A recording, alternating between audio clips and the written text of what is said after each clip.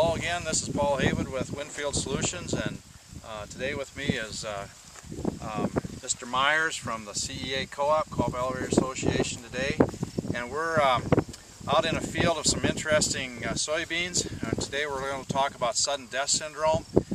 Nick has been walking some fields in his trade territory with some customers. Yesterday we made a field trip and a little farther east of the location we're at today, just looking at it. But it's a new disease, Nick, that we've been working with, and let's just talk a little bit about it for the growers, and Chrissy's going to take some shots of it, and we've got some samples of how to maybe try to identify this.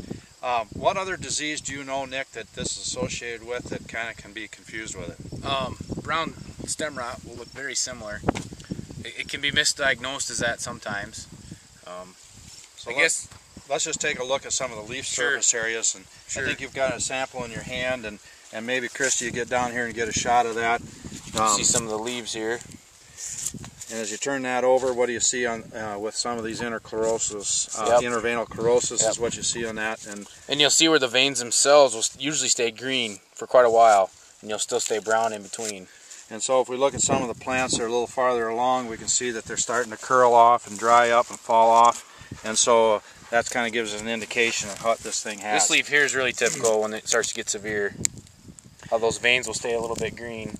So Nick, tell me a little bit now. We've had some discussion here yesterday. It's just starting to show up when? It's starting to show up about 2 weeks ago is when we first started to see the signs of it, and it's progressively gotten worse in the last 10 days. So we're here in actually northern Iowa, southern Minnesota area, and today is the 17th of August.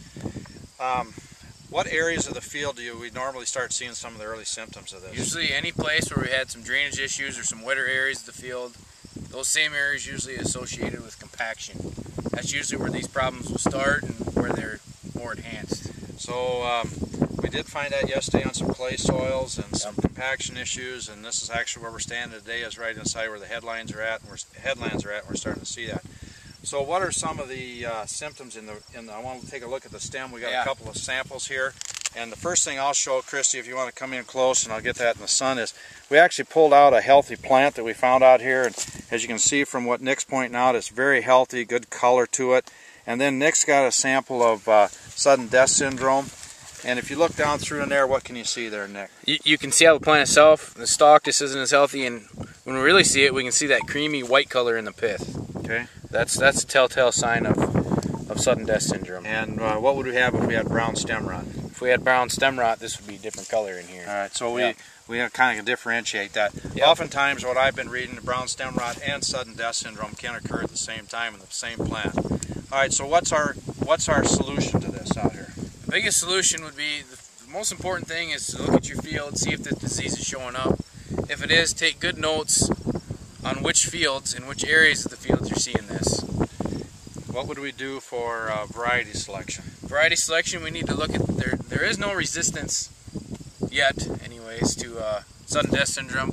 We would need to look at variety tolerance. We need to look for good tolerance ratings.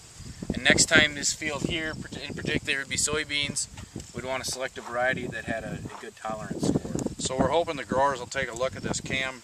Now is the time to start looking at some of your own fields.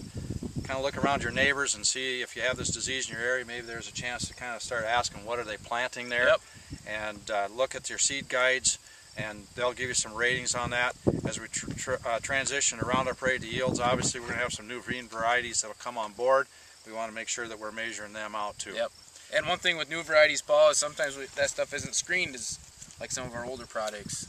And we were in some tough soils yesterday, Nick, and we also talked about, drainage, what kind of proper tillage. What can you tell me about that? The better drainage you have, the better.